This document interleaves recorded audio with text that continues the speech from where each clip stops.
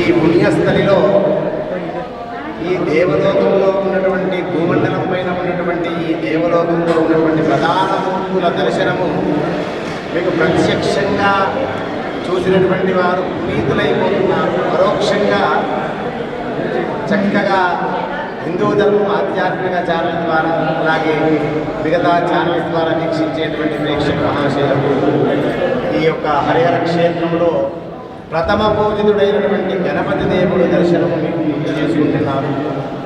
ఆ గణపతి దేవుడి యొక్క రూపం ఎంత చక్కగా, ఎంత మృదువుగా, ఎంత ఆనందంగా ఆ దేవాలయంలో కూర్చొని వచ్చినటువంటి భగవద్బంధువులకు 54 అవతారాలలో ఉన్నటువంటి ఆ వినాయకుడు, విద్యాగణపతి, కులగణపతి, సిద్ధిరక్ష, హిరణ్యగణపతి, క్షిప్రగణపతి, మోక్ష గణపతి, ఇలా ఎన్నో పేర్లున్నాయి. అందులో ఈ హరిహర క్షేత్రంలో ప్రథమ పూజితుడైనటువంటి వినాయకుడి యొక్క నామకరణమైనటువంటి మోక్ష గణపతి అంటారు. మనము ఎన్ని చేసినా కూడా ఉత్తమగతులు లభించాలి, మోక్ష ప్రాప్తి లభించాలి అని మనము భగవంతుణ్ణి ప్రార్థిస్తూ ఉంటాము. స్వామి చూడండి, శుక్లాధరం విష్ణు శశివర్ణం చతుర్భుజం, ఈ శ్లోకం అందరికీ వస్తుంది. 4 భుజాలు కలిపి చక్కగా ఆయుధాలు చక్కగా ఒక చేతిలో రెండు, ఒక చేతిలో అభయమిస్తూ సుముఖ ఏకదంతశ్చ విలోకినికర్ణిక లంబోదరశ్చక్రో విఘ్నరాజోగనాదివ. ఈ 16 నామాల ఈ శ్లోకంలో ఉన్నటువంటి ఆంతర్యము అర్థమేమిటంటే, ఈ ప్రపంచంలో ఉన్నటువంటి దేవతలలో ఆ గణపతి దేవుడి కంటే అందమైన రూపం ఇంకొక దేవుడికి లేదట. అందు గురించి సుముఖ. ఈ హరిహర మహాపుణ్య క్షేత్రంలో ఎటువంటి పూజాది క్రతువులు జరిగినా, ఎటువంటి యజ్ఞయాగాది క్రతువులు జరిగినా, ఏ శుభకార్యం ఆరంభించాలన్నా ఈ భాగ్యనగర ప్రజలే కాకుండా ఎక్కడెక్కడి నుంచో ముందుగా మంగళకరమైనటువంటి విజయాలు రావాలని ఆ యొక్క మంగళకరమైనటువంటి గౌరీ గణపతి, మోక్ష గణపతి రూపంలో ఉన్నటువంటి విగ్రహాన్ని మీరు దర్శించుకుంటున్నారు. ప్రియ భగవద్బంధువులకు ఎప్పుడూ మంగళం కలగాలని పూర్తిగా కోరుకుంటూ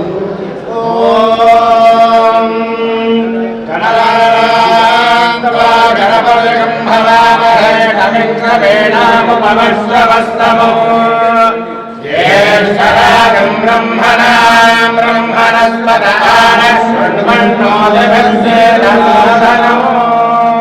వక్రతుండ మహాకాయ కోటి సూర్యసమప్రభా నిర్విఘ్నం కురు మే దేవ సర్వకార్యేషు సర్వదా.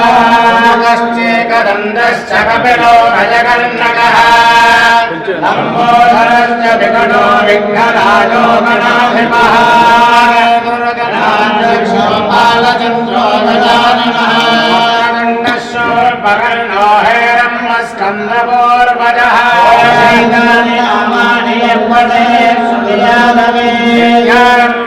బాహేన ప్రవేశేన కవే తథా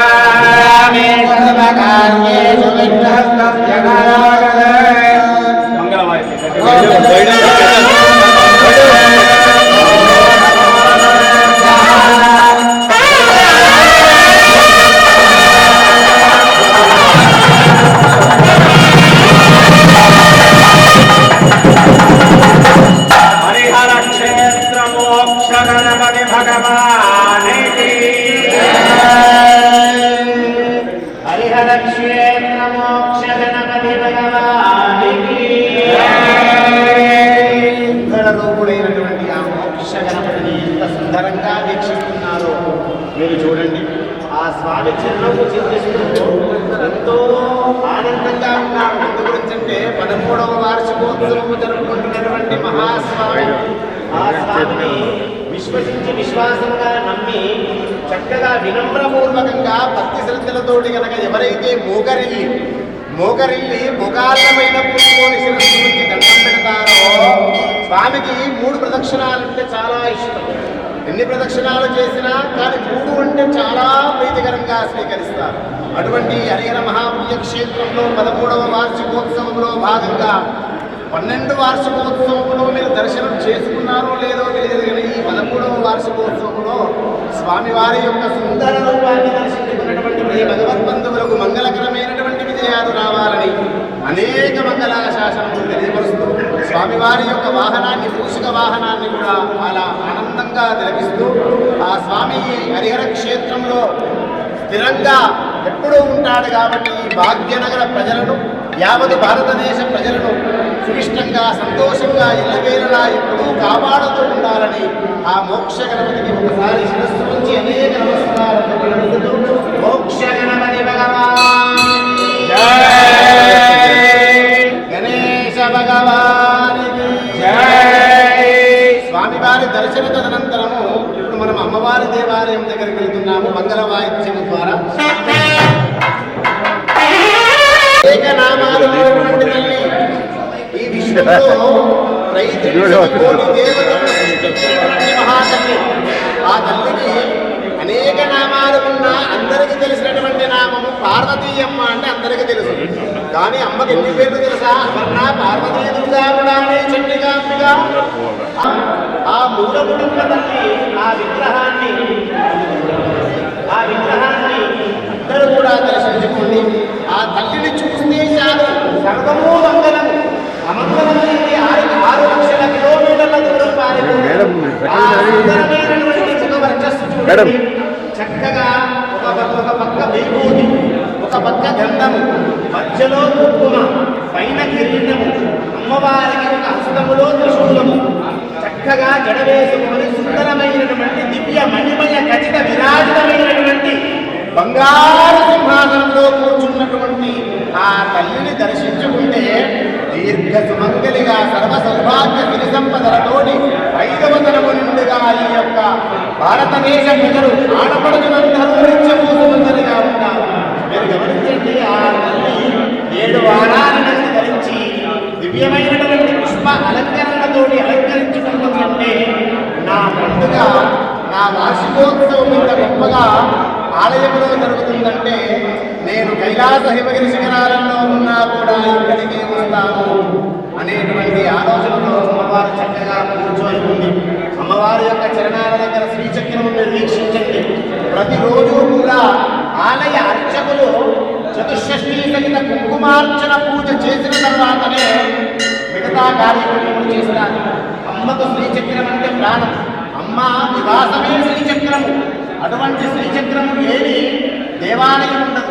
ఆ అమ్మ శ్రీచక్రం పైన ఉన్నటువంటి ఆ కుంకుమను గనక చూస్తే మన నుదుటి రాత మారణమే కాకుండా దీర్ఘసుమంగలిగా ఉంటారట. కుంకుమేణ సదాశివే చింతనేన విలేనిదే బిల్వపత్రాచివేదేవి దుర్గేదేవి నమోస్తుతే అన్నారు. అటువంటి మహాతల్లి హరిహర మహాక్షేత్రములో ఆ తల్లి ఇక్కడ నివసిస్తూ ఈ దేవాలయానికి వచ్చినటువంటి భగవద్బంధువులను ఎప్పుడూ సంరక్షిస్తూ కాపాడుతూ ఉంటుంది. కష్టాలు ఉన్నటువంటి వారు ఒక్కసారి ఈ దేవాలయానికి వచ్చి అమ్మ దగ్గర మోకరిల్లి దండం పెడితే ఆ అమ్మకు మనం అడగవలసిన పని లేదు. మీ తానే తన కొడుకులలాగా కూతురులలాగా మనల్ని తన ఎదలో చేర్చుకొని మనకు ఆశీర్వదించాలి. కాబట్టి ఆ పార్వతీ మాతను అందరూ నమస్కరిస్తూ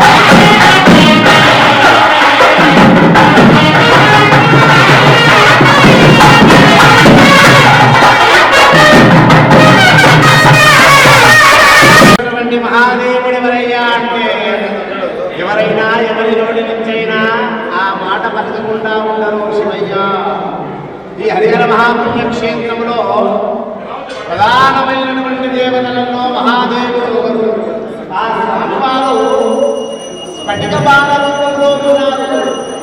ఇంత చక్కగా స్ఫటిక బాణ రూపంలో స్వామివారు రోజు అభిషేకాలు జలధార ప్రియో శివ అంటారు కదా. ఆ స్వామివారి ఆ బాణము పైన ఒక చెంబడు శుద్ధమైన జలమును సమర్పిస్తే చాలట ఐశ్వర్యం ఈశ్వరాదిచ్చేదన్నారు. సమస్తము మంగళము ఇచ్చేటువంటి మహాదేవుడు. అందుకే మంగళకరమైనటువంటి అమ్మను అర్ధాంగిగా చేసుకున్నాడు. అందుకే వాగర్తావివ సంవృత్తౌ వాగర్త ప్రతిపత్తయే జగతః పితరౌ వందే పార్వతీ పరమేశ్వరౌ. ఈ జగత్తుకు తల్లిదండ్రులైనటువంటి ఆది దంపతుల నుంచి కరుణాకటాక్షం లభించాలని మనస్ఫూర్తిగా మనందరికీ ఆ మహాదేవుడి అనుగ్రహం లభించాలని కోరుకుంటూ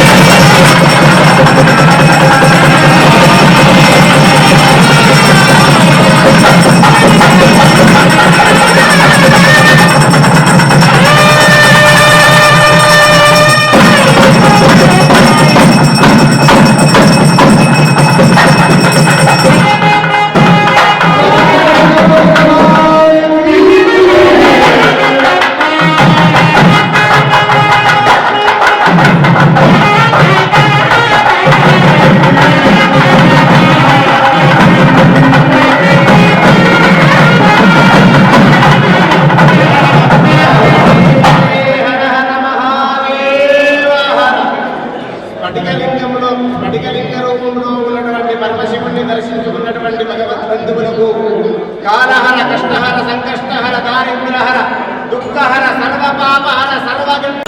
ఈ హరిహర మహాపుణ్యక్షేత్రంలో కార్తీక మాసం వచ్చిందంటే చాలు ఆ మాసాంతము రోజులు ఆ శివులకు ఎన్నో రకాల ద్రవ్యాలతోటి ఆలయ అర్చకులు అభిషేకం చేస్తూ ఉంటే భాగ్యనగర ప్రజలు వచ్చి ఆ స్వామి చరణాల దగ్గర కూర్చొని కార్తీక మాసాంతము రోజులు దివ్యమైన అభిషేకాలు ప్రతి సోమవారం ఆరుద్ర నక్షత్రము మాస శివరాత్రి రోజు ఈ దేవాలయంలో ఆ స్వామివారి సేవలు ఎంతో వైభవంగా జరిపించుకుంటారు. ఆ మహాదేవుడి అనుగ్రహము మనందరికీ లభించాలని కటికరామలింగేశ్వర భగవానికి ఆలయంలో ముగ్గురు దేవతలను దర్శించుకున్నారు. ఇప్పుడు గురు దత్తాత్రేయ స్వామి దగ్గరికి మనం అందరం కలిసి వెళ్దాము. మంగళం.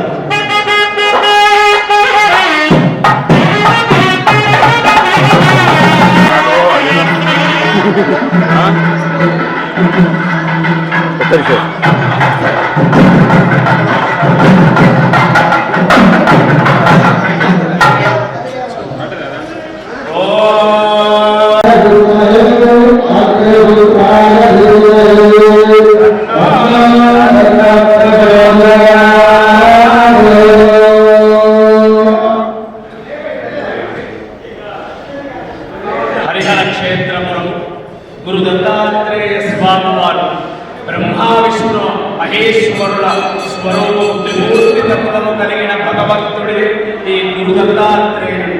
ఎక్కడ దత్తుడు ఉంటే అక్కడ త్రిమూర్తుల అనుగ్రహం కలుగుతుంది అని మనకు శివ మహాపురాణంలో కూడా ఉన్నది.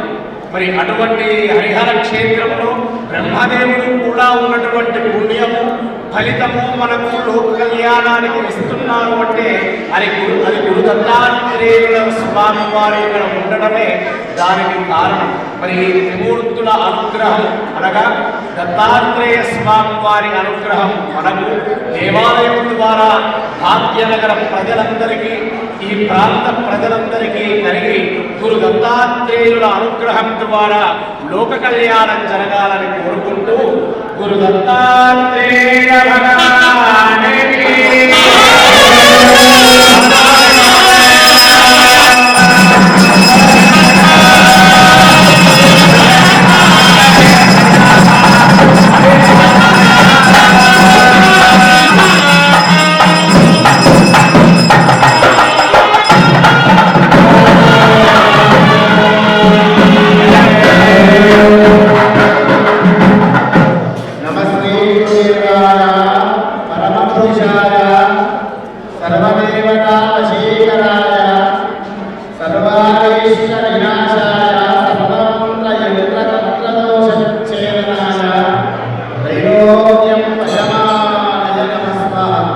ఈ విశ్వములో ఉన్నటువంటి సమస్త సద్గురువులు సత్పురుషులు మహర్షులు యోగులు ఎందరో మహానుభావులకు గురువైనటువంటి దత్తాత్రేయ స్వామి దేవతలను ప్రత్యక్షంగా పరోక్షంగా వీక్షిస్తున్నటువంటి భగవద్బంధువులకు ఎల్లవేళలా ఈ హరిహర క్షేత్రము ఎప్పుడూ మిమ్మల్ని కాపాడుతూ ఉండాలని మనస్ఫూర్తిగా కోరుకుంటూ గురు దత్తాత్రేయ స్వామి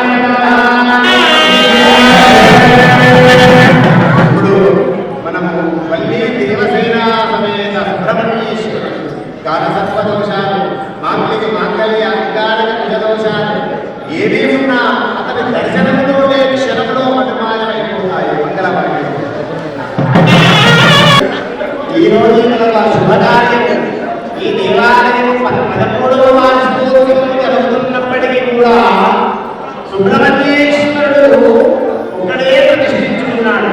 మరి పుష్కరకాలం దాటిన తర్వాత స్వామివారిని కుటుంబం వదిలి దేవసేన చక్కగా ఇద్దరి యొక్క ధర్మపత్రులను ఈ సంవత్సరం ప్రతిష్ఠించుకున్నాడు.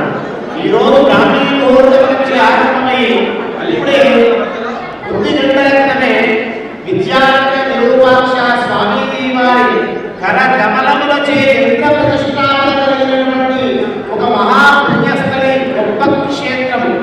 మంత్రతంత్ర విశేష మూలికా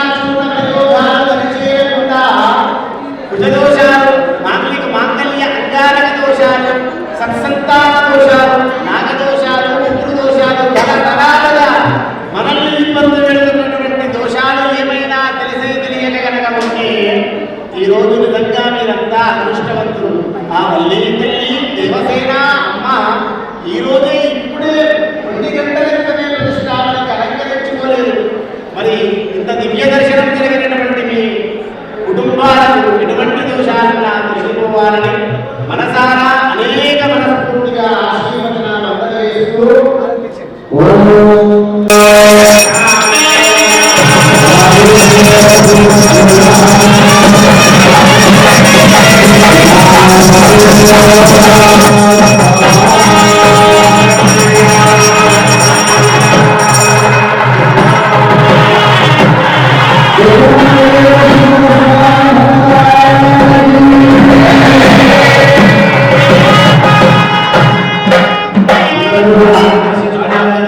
స్వామి అనుగ్రహము ఈ హరిహర క్షేత్రములో కదం పెట్టి పాదం పెట్టి మోకరెళ్ళారా కష్టాలు రమ్మన్నా రావుటువంటి మహాపుణ్య క్షేత్రము ఒకసారి దర్శించుకోండి శుభం. అలాగే ఇప్పుడు మరి రమాసహిత సత్యనారాయణ స్వామి దేవాలయంలో అనంతలక్ష్మి అమ్మవారిని దర్శించుకోబోతున్నాము. మంగళ వాయిద్యం